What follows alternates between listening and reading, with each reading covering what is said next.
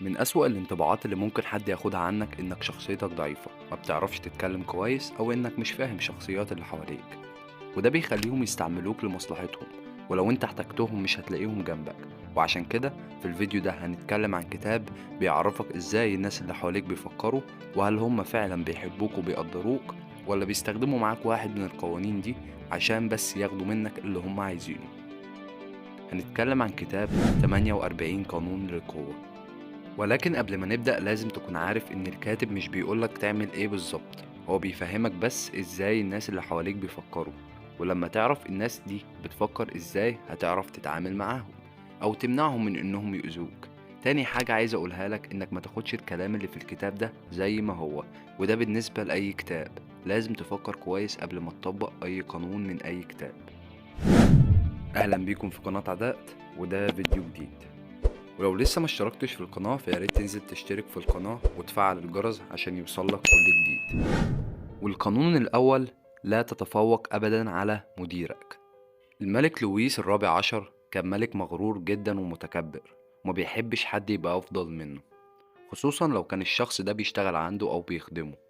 والملك لويس كان عنده وزير اسمه نيكولاس فوكيه، كان عايز يبهر الملك وكان عايز يعرفه إنه شاطر ويقرب منه عشان يديله سلطة أكبر. فقرر إنه يعمل حفلة ويعزم فيها كل الناس المهمة في فرنسا.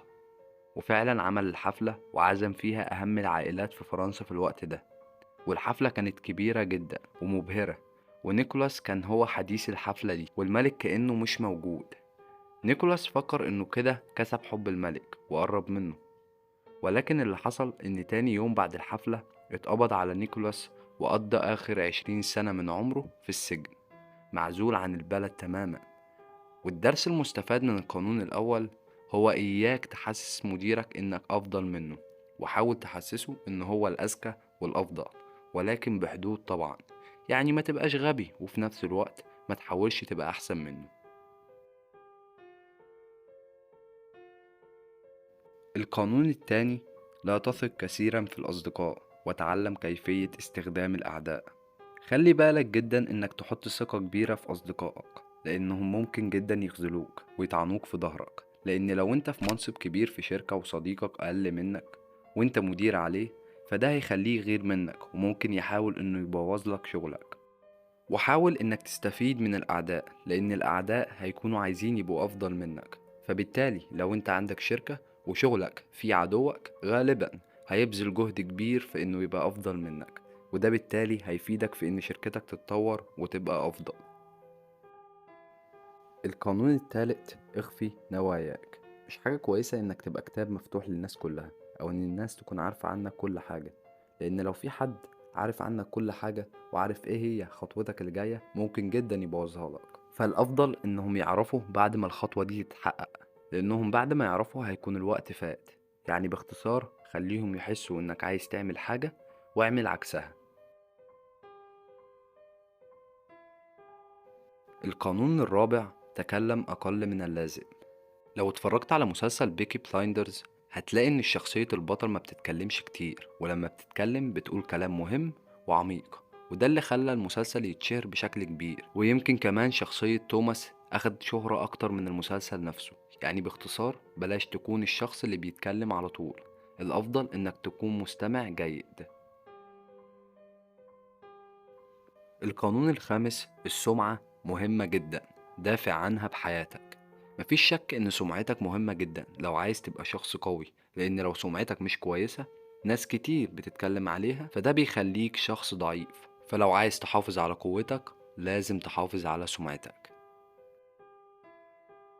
القانون السادس: اجذب الانتباه إليك مهما كان السبب. بلاش تكون شبه كل الناس، اعمل حاجة تكون مميزة وتخليك مختلف عن الناس اللي حواليك عشان تكون ليك الأفضلية دايما. والكاتب بيقول إنه مش لازم تكون الحاجة دي حاجة إيجابية، بل ممكن تلفت الانتباه ليك بحاجة سلبية.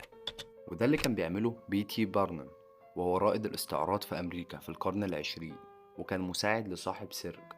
ويوم العرض الأول لبس بارنيوم بدلة سودا وبدأ يتمشى في المدينة، وكان بيعمل كده عشان الناس تفتكر إنه قاتل مأجور. والناس مشت وراه لحد ما وصل لمكان السيرك، والناس دخلت وعرفت ان هو كان بيمثل عليهم عشان بس يجيبهم العرض بطريقة عبقرية. الشخص القوي بيجذب الانتباه ليه دايما عشان العيون كلها تبقى عليه. القانون السابع: استفد بجهود الآخرين ولكن احتفظ لنفسك بالمجهود. في أشخاص كتير جدا بيبقى عندهم المجهود والحكمة والسرعة في إنهم ينجزوا الشغل اللي أنت عايزه أسرع وأفضل، وممكن تستخدمهم في إنهم يساعدوك في عمل الشيء ده مقابل الفلوس، ولكن الفضل كله يرجع ليك أنت. القانون رقم 8: استدرج الآخرين لفعل ما تريد. لما بتخلي ناس تعمل اللي انت عايزه، هنا بيكون ليك السطوة عليهم، ومش دايما الهجوم هو الطريق الأفضل. وده اللي عملته اليابان مع روسيا في سنة 1905. كانت روسيا في حرب مع اليابان، وكانت اليابان لسه مخلصتش تطوير الأسطول بتاعها، عشان كده كانت البحرية الروسية أقوى، ولكن اليابان كانت أذكى وطلعت إشاعة إن الأسطول بتاعها ضعيف جدا، وده اللي خلى الأسطول الروسي يتحرك على اليابان عشان يهاجمها. ولكن وهم في الطريق، اليابان طلعت إشاعة تانية إن الأسطول الياباني هيهجم على الأسطول الروسي. ولما الأسطول الروسي وصل اليابان، كان الأسطول الياباني في انتظاره، والأسطول الروسي كان مرهق جدا من الرحلة. وهنا انتهز الأسطول الياباني الفرصة وهجم على الأسطول الروسي وانتصر عليهم. القانون رقم 9: انتصر بأفعالك وليس بكلامك. الانتصارات اللحظية أو الانتصارات السريعة اللي بتحصل عليها بدون فعل بتكون انتصارات ضعيفة وما بتفضلش الوقت كبير، ولكن الانتصارات الملموسة هي اللي بتفضل وبتخلي الناس تتكلم عليها طول العمر. القانون رقم 10: احذر من البائسين حتى لا تنتقل إليك عدواهم. المشاعر زي المرض، ممكن تتنقلك عشان قعدت مع واحد تعيس. ممكن تكون بتحاول تساعده، ولكن خلي بالك، لأن في أغلب الأوقات أنت مش بس بتساعده، أنت كمان بتدخل معاه في مود التعاسة، وده بيحولك لشخص تعيس. وبس بكده يا صديقي نكون وصلنا لنهاية أول جزء من الكتاب. ما تنساش تعمل سبسكرايب للقناة وتفعل الجرس وتدوس لايك للفيديو عشان توصلك رسالة جديدة لما ننزل الجزء التاني. ودمتم سالمين.